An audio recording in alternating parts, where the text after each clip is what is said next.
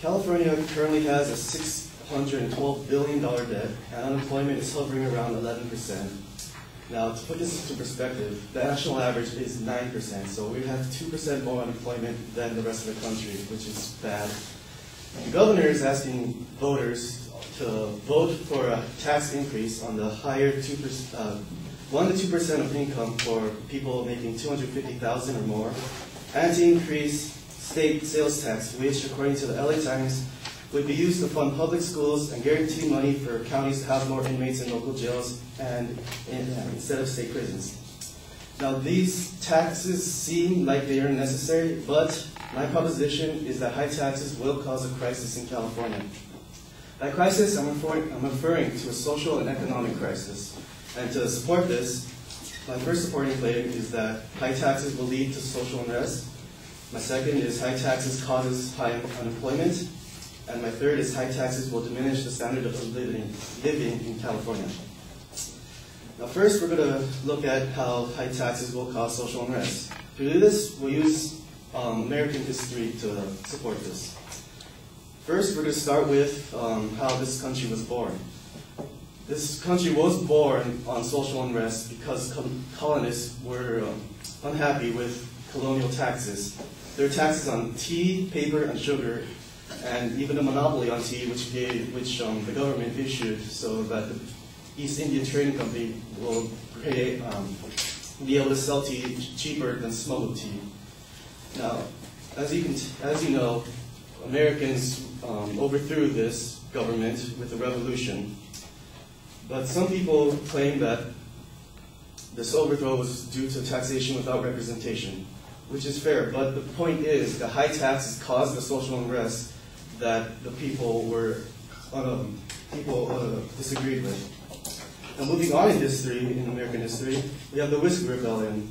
This rebellion was based on Alexander Hamilton's idea that the country needed more money after the war, so they placed the excise tax on alcoholic products, and most notably whiskey.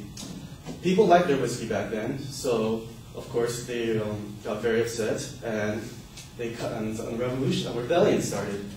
This rebellion involved the American militia to eventually put it down.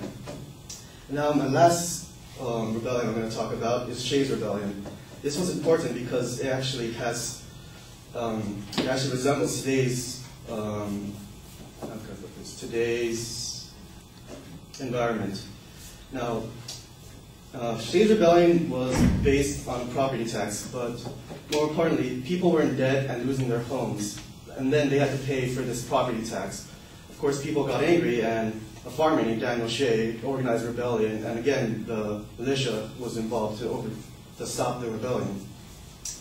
Now, these are just 3 examples in our history that high taxes have led to social unrest, but there are many more cases in our history, and not just our history, but the world's history. For example, one such is the French Revolution.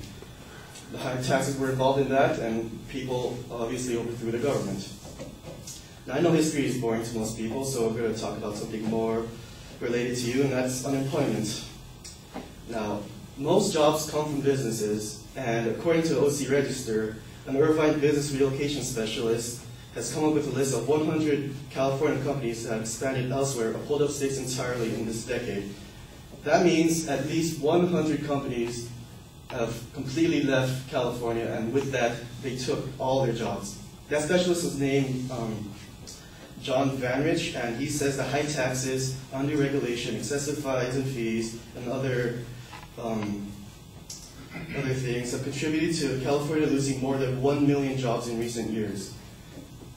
Now, businesses are leaving because of an economic law that states that taxes increase the cost of business.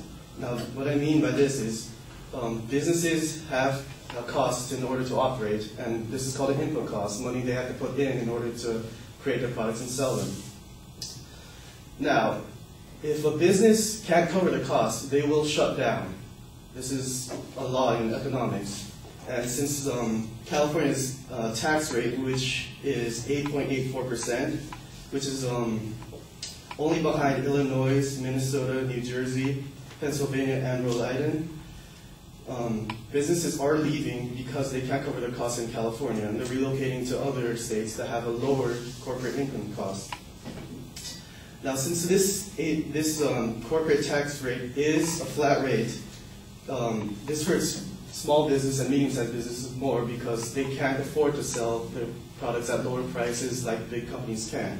So there are less small businesses being created in California. Now some of you are thinking that you aren't getting a job yet, so it doesn't really matter to you about these taxes, but there is, because your standard of living is diminishing because of these high taxes.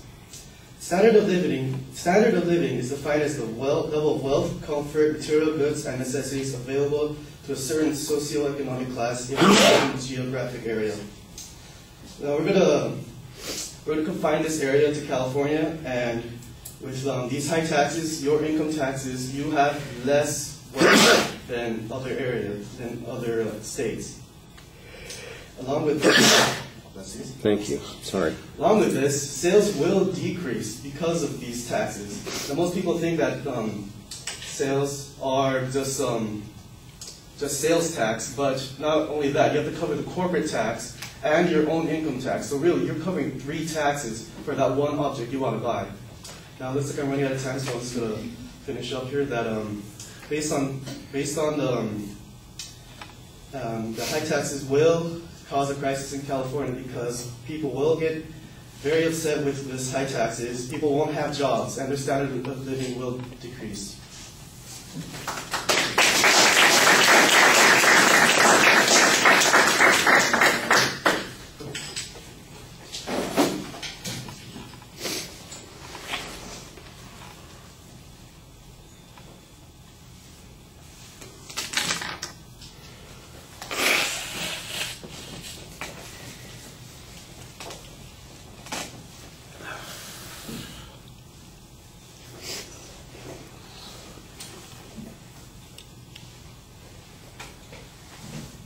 All right, well, you stated the proposition very clearly, and you had a good layout of the secondary points.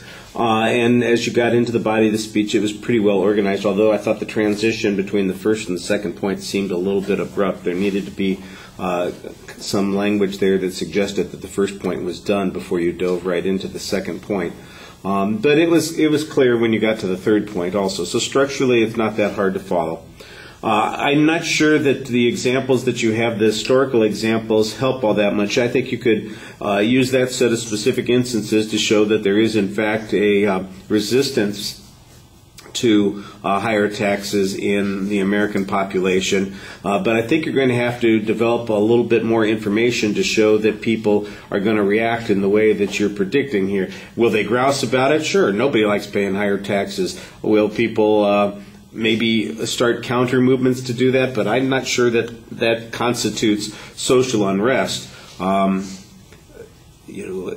especially since there's no comparison to other things. For instance, you mentioned the whiskey rebellion, and people don't like to have their whiskey tax. Well, my guess is that the taxes on alcoholic beverages right now is a hell of a lot higher than it was back in 1791 when they had the whiskey rebellion, or whatever year it was. Maybe it was before that, I don't remember. But and the same thing with the Shays Rebellion, that the property taxes are probably a lot higher than they are now, and we don't have the kind of unrest that you're talking about. At what point does something produce the kind of unrest that you're talking about?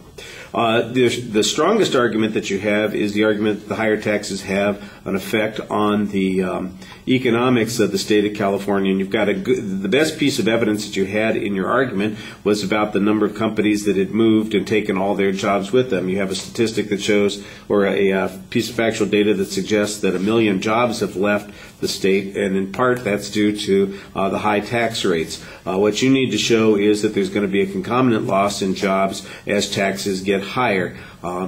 You mentioned the other states that have higher tax rates. I was kind of wondering why we don't get a comparison. Do they suffer the same kinds of things? And because of their higher tax rates, you might be able to find some proof that they are also losing jobs to other states as well. You mostly suggest that that's happening without offering the proof on that. I don't doubt that it's true, but I think it would be a little bit more convincing with some evidence that it's true.